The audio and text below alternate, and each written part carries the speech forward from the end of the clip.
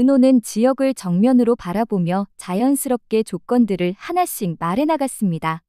그녀의 목소리에는 더 이상 감정에 휘둘리지 않겠다는 의지가 담겨 있었습니다.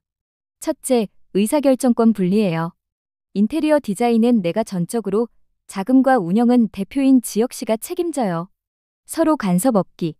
지역이 잠시 멈칫했습니다. 그는 고개를 끄덕였습니다. 알겠어. 그게 당연하지. 둘째, 계약 기간과 탈퇴 조항을 명확히 한다. 맞지 않으면 언제든 합의하고 깨끗하게 끝낼 수 있어야 해요. 그 말에 지역이 은호를 유심히 바라봤습니다. 은호의 눈빛에는 더 이상 감정에 휘둘려 질질 끌지 않겠다는 단단한 의지가 담겨 있었습니다. 지역이 조심스럽게 물었습니다. 혹시 나 때문에 이런 조건들을 만든 거야? 은호가 잠시 시선을 돌렸다가 다시 지역을 바라보며 담담하게 대답했습니다. 과거 일은 과거일 뿐이에요. 이제는 현실적으로 생각하려고요. 지역의 마음 한구석이 묘하게 아파왔습니다. 셋째는 은호가 가장 중요한 조건을 말하기 위해 심호흡을 한번 하고 말했습니다. 사적인 감정 개입 금지. 일할 때는 반드시 존댓말 사용이요. 뭐라고? 지역이 깜짝 놀라며 반문했습니다. 우린 이제 사업 파트너니까 반말은 그만. 철저하게 지켜주세요. 존댓말. 지역이 어이없다는 표정으로 웃었습니다. 이런 걸 계약 조건으로까지 넣는 사람이 어딨어. 은호가 단호하게 대답했습니다. 싫으면 동업 안 하면 되고요. 그 순간 카페 안에 잠시 정적이 흘렀습니다. 지역은 은호의 변한 모습에 당황스러워했지만 동시에 그녀의 단단해진 모습이 낯설기도 했습니다. 은호가 한 발 물러서며 덧붙였습니다. 이 조건들에 동의하시면 내일까지 답 주세요. 말씀드렸듯이 공증사무소에서 제대로 계약서 작성할 거예요. 지역이 고개를 끄덕였습니다. 알겠어. 어차피 한번 해보자고 한 거니까. 지역은 잠시 망설였습니다. 그러나 결국 은호의 의지를 존중하기로 했습니다. 그는 조심스럽게 말했습니다. 알겠어. 알겠습니다. 지은호 씨, 동업합시다.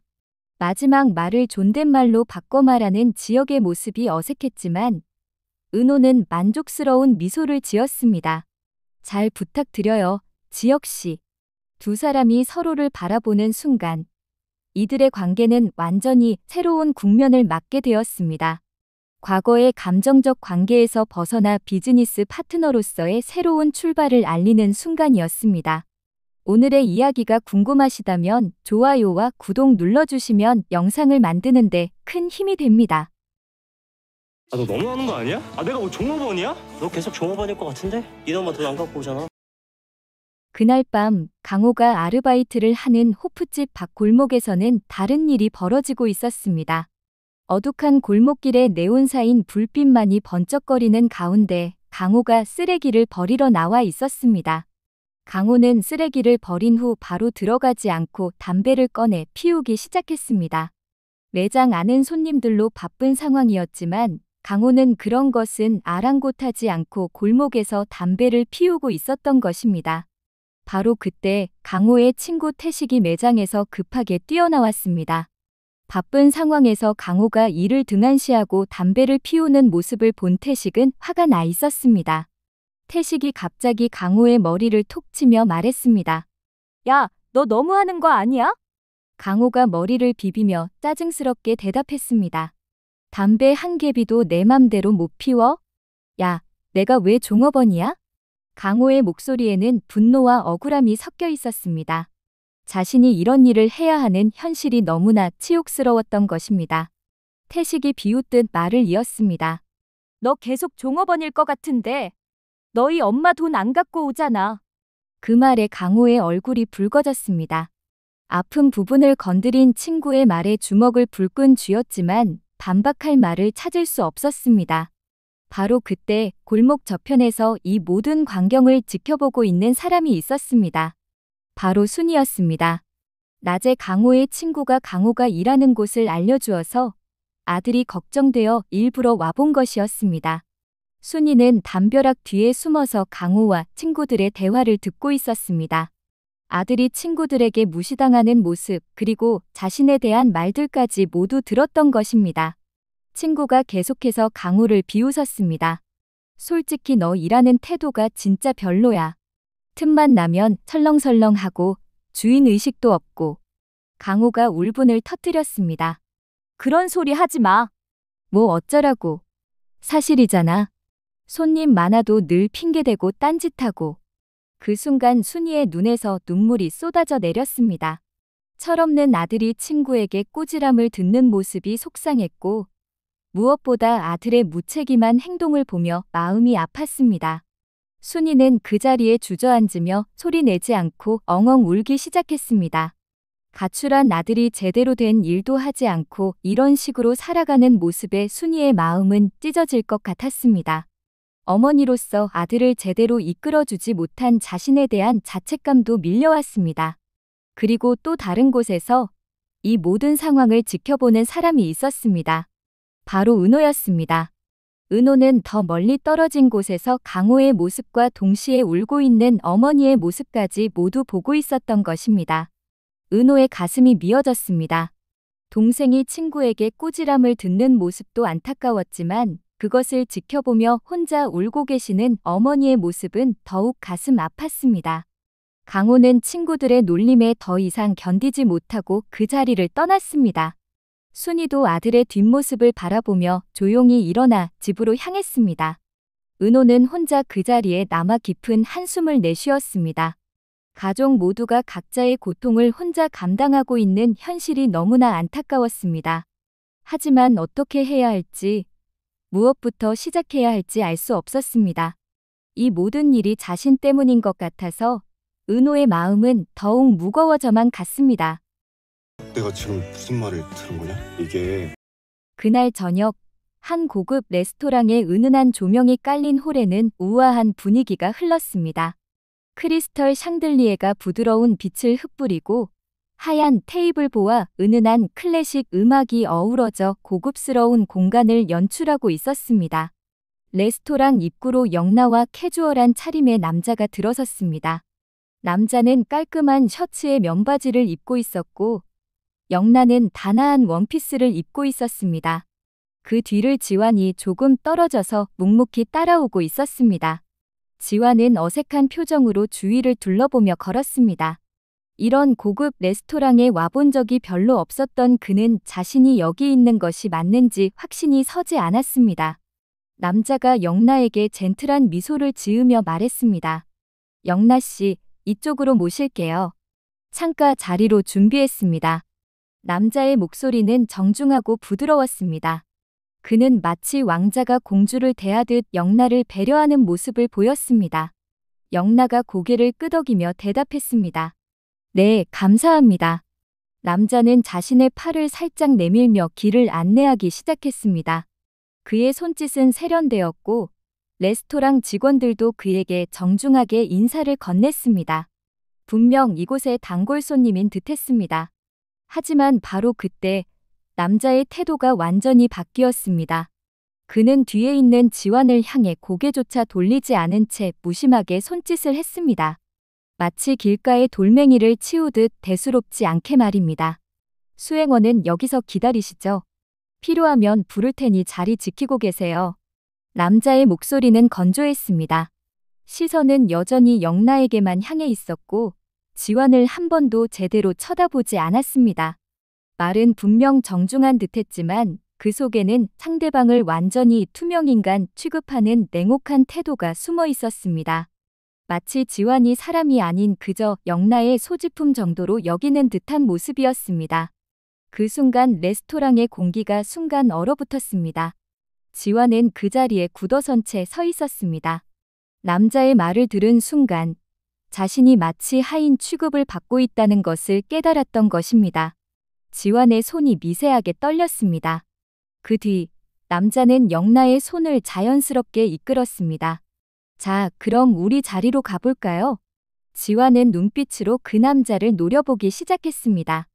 가슴속에서 뜨거운 분노가 치밀어 올랐지만 영나를 생각해서 참고 있었습니다.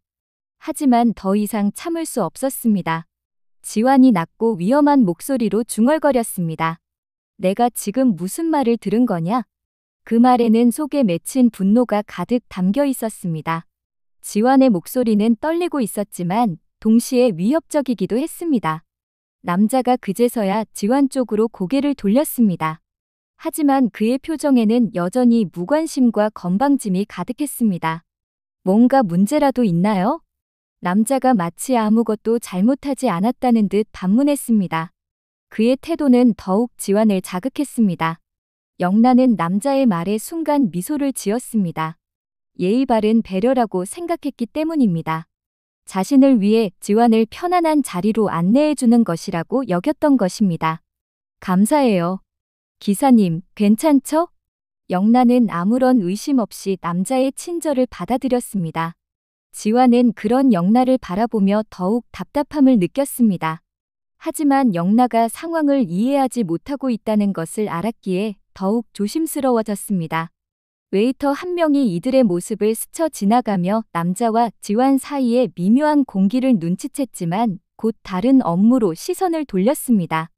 워낙 짧은 순간이었고 겉보기에는 별다른 문제가 없어 보였기 때문입니다. 싫어요, 국밥. 나 국밥 안 좋아요. 다음 날 낮 카페에서 지혁과 은호는 동업을 시작한 첫날, 함께 인테리어 자료들을 정리하며 일하고 있었습니다. 은호는 카운터에서 클라이언트 요청서를 확인하고 있었고, 지혁은 옆에서 설계 도면을 검토하고 있었습니다.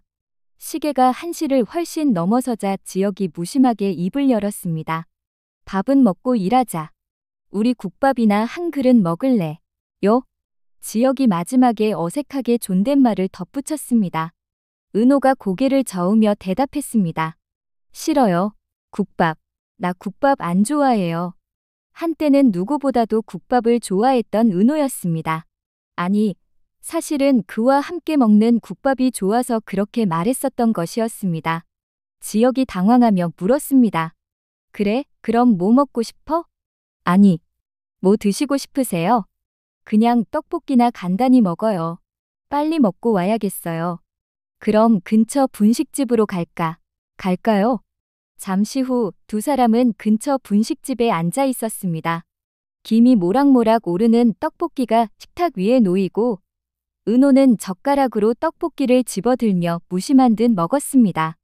지혁은 팔짱을 낀 채 그 모습을 가만히 바라봤습니다. 나 때문에 일부러 싫다고 한 거겠지. 예전엔 그렇게 좋아하던 걸. 지혁이 조심스럽게 입을 열었습니다. 은호야. 아니, 은호씨. 예전에 우리가 자주 가던 국밥집 기억나세요? 은호가 무표정하게 대답했습니다. 잘 기억 안 나는데요. 하지만 은호의 손은 미세하게 떨리고 있었습니다.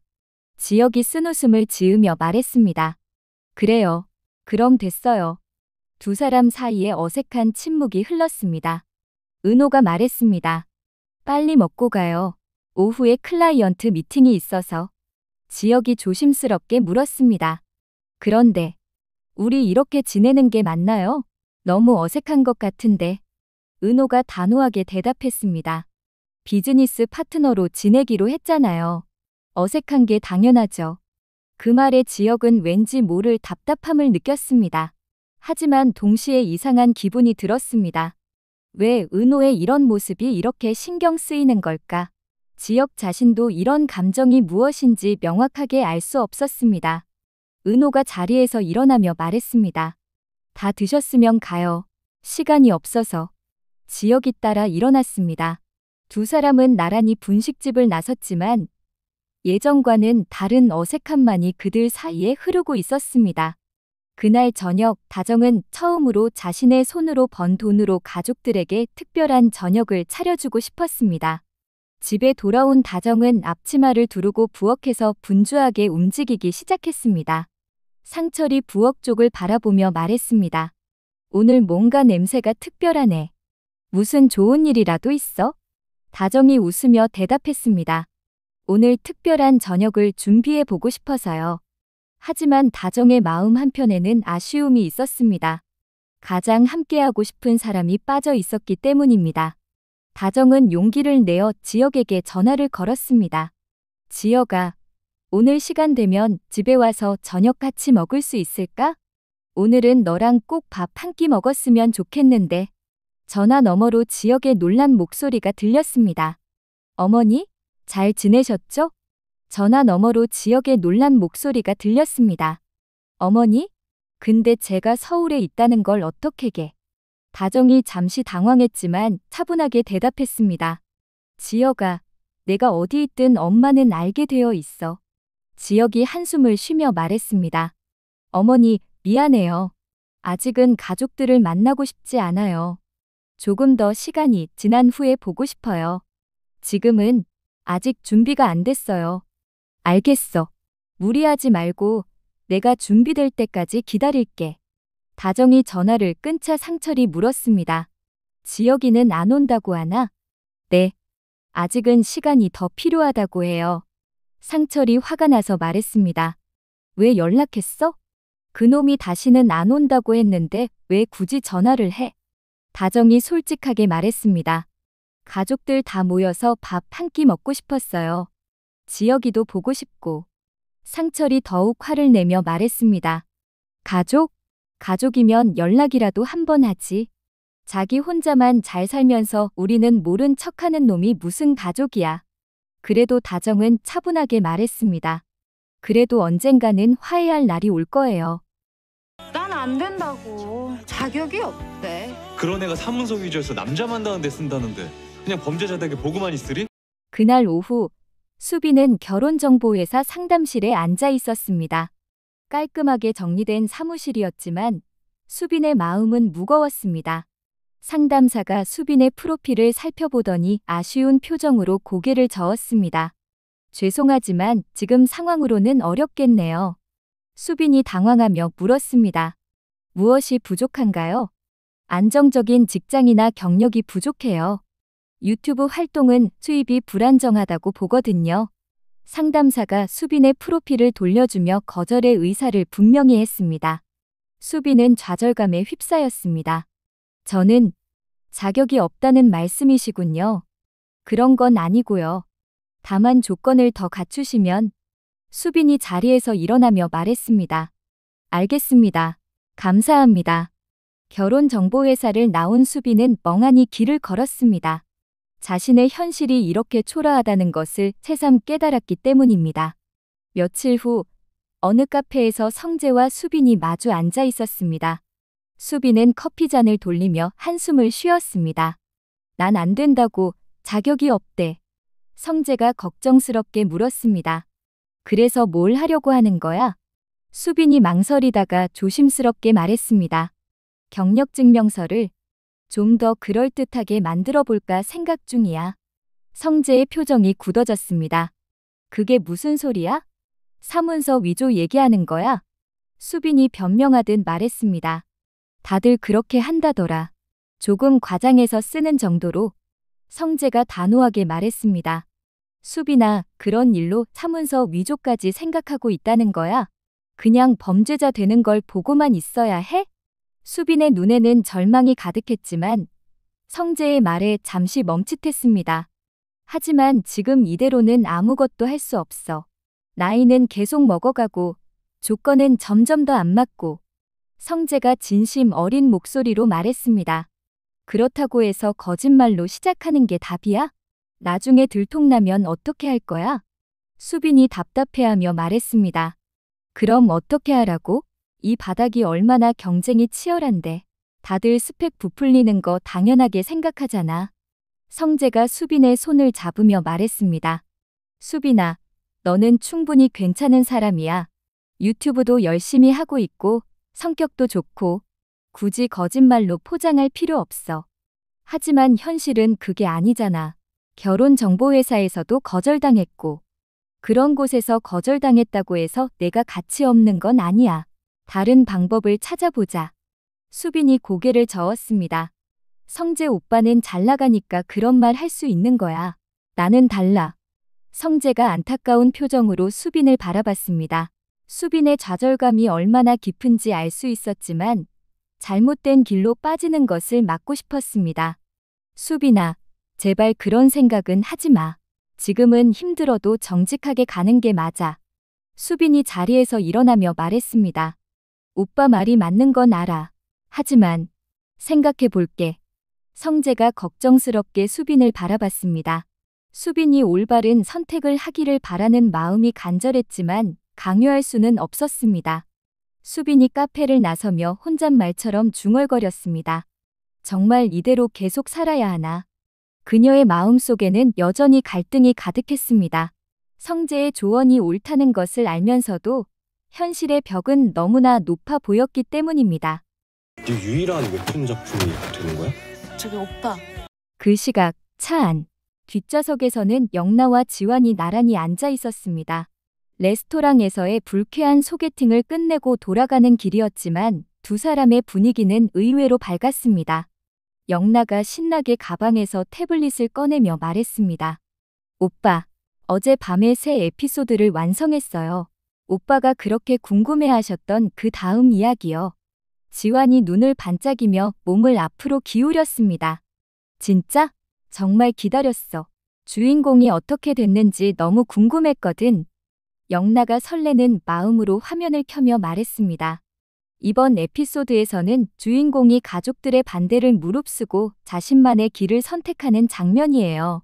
지환이 화면에 집중하기 시작했습니다. 새로 그려진 컷들에서는 주인공의 내적 갈등과 결심이 생생하게 표현되어 있었습니다. 영나가 흥미진진하게 설명을 이어갔습니다. 여기서 주인공이 부모님께 자신의 진짜 꿈을 고백해요. 정말 떨리는 마음으로 그렸거든요. 지환이 감탄하며 말했습니다. 와, 이 표정 좀 봐. 불안하면서도 결의에 찬 눈빛이 완전 살아있어. 어떻게 이런 감정을 이렇게 세세하게 그릴 수 있어? 영나가 자신감에 차서 다음 페이지를 넘겼습니다. 그리고 여기서는 주인공이 처음으로 자신의 작품을 다른 사람에게 보여주는 장면이에요. 저도 지금 오빠한테 보여드리는 것처럼요. 지환이 웃으며 말했습니다. 아, 완전 메타적이네. 그런데 진짜 몰입돼. 이 장면에서 주인공이 얼마나 떨렸을지 상상이 가. 영나가 더욱 신이 나서 계속 설명했습니다. 맞아요. 그리고 여기서 주인공을 응원해주는 친구가 나와요. 이 친구 모델이 사실은. 영나가 살짝 부끄러워하며 지환을 힐끗 보았습니다. 지환이 눈치채고 웃었습니다. 설마 나야? 정말? 영나가 고개를 끄덕이며 말했습니다. 오빠가 제게 용기를 주셔서 그린 캐릭터예요. 지환이 마지막 페이지까지 다 보고 나서 아쉬워하며 물었습니다. 이게 내 유일한 웹툰 작품이 되는 거야? 영나가 머리를 흔들며 대답했습니다. 아니에요. 사실 다른 스토리도 벌써 구상해놨어요. 이 작품이 끝나면 로맨스 장르도 그려보고 싶고 판타지도 도전해보고 싶어요. 지환이 깜짝 놀라며 말했습니다. 정말? 벌써 그런 계획까지 세워놨어? 영나 너 완전 프로 작가 마인드인데? 영나가 조금 쑥스러워하며 말했습니다. 아직은 그냥 상상만 해본 거예요. 실제로 할 수 있을지는 모르겠어요. 지환이 진심으로 말했습니다. 왜 못해? 이 정도 실력이면 충분하다고. 영나가 망설이며 말했습니다. 그래도 어머니 말씀도 있고 쉽지 않을 것 같아요. 지환이 이해한다는 듯 고개를 끄덕였습니다. 그렇겠지. 하지만 영나가 정말 행복해 보여서 좋아. 웹툰 이야기할 때 차가 영나의 집 앞에 도착했습니다. 영나가 태블릿을 정리하며 말했습니다. 오늘 정말 고마웠어요, 오빠. 제 작품을 이렇게 진심으로 봐주셔서. 지환이 따뜻한 미소로 대답했습니다. 나야말로 고마워. 이런 좋은 작품을 보여줘서. 영나가 차에서 내리며 작게 웃었습니다. 비록 아직 확신은 서지 않지만 지환 덕분에 자신의 꿈에 대해 조금씩 긍정적으로 생각해 볼 수 있게 되었습니다. 그리고 지환은 단순한 보디가드가 아닌 자신을 이해해주는 소중한 사람이 되어 있었습니다. 지혁 선배가 너한테 왜 존댓말을 해? 그 비즈니스 파트너로만 대하던데? 뭐 하는 짓이냐 이시오. 이젠 후배도 아닌데. 낮 시간 카페에서 지혁과 은호는 동업 첫 작업을 하느라 분주했습니다. 견적서를 검토하며 서로 의견을 주고받는 과정에서 계속 충돌이 일어났습니다. 은호가 자료를 정리하며 말했습니다. 이 예산이면 원목 가구는 무리예요. 합판으로 하죠. 지혁이 반박했습니다. 아니야, 은호야. 원목 아니면 퀄리티가. 아니요, 은호씨. 원목 아니면 퀄리티가 떨어집니다. 지혁이 중간에 말을 바꾸며 어색하게 존댓말로 고쳤습니다. 은호가 단호하게 대답했습니다. 그래도 예산이 우선이에요. 이들의 대화를 듣고 있던 오수정이 의아해하며 물었습니다. 지혁 선배가 너한테 왜 존댓말을 해? 뭔가 이상하게 비즈니스 파트너로만 대하는 것 같은데. 은호는 아무렇지 않은 척했지만 마음 한쪽으로는 복잡한 감정이 밀려왔습니다. 저녁이 되어 은호는 집으로 향하는 길을 걸었습니다. 지난번 강도 사건 이후로 밤거리가 무서워서 모자를 깊숙이 눌러쓰고 자신을 가리며 조심스럽게 걸어갔습니다. 은호는 주변을 계속 살피며 빠른 걸음으로 골목길을 지나갔습니다. 가로등 불빛이 희미한 곳에서는 발걸음을 더욱 재촉했습니다. 그러 은호를 멀리서 지혁이 몰래 따라가고 있었습니다. 지혁은 자신도 모르게 발걸음을 옮기며 중얼거렸습니다.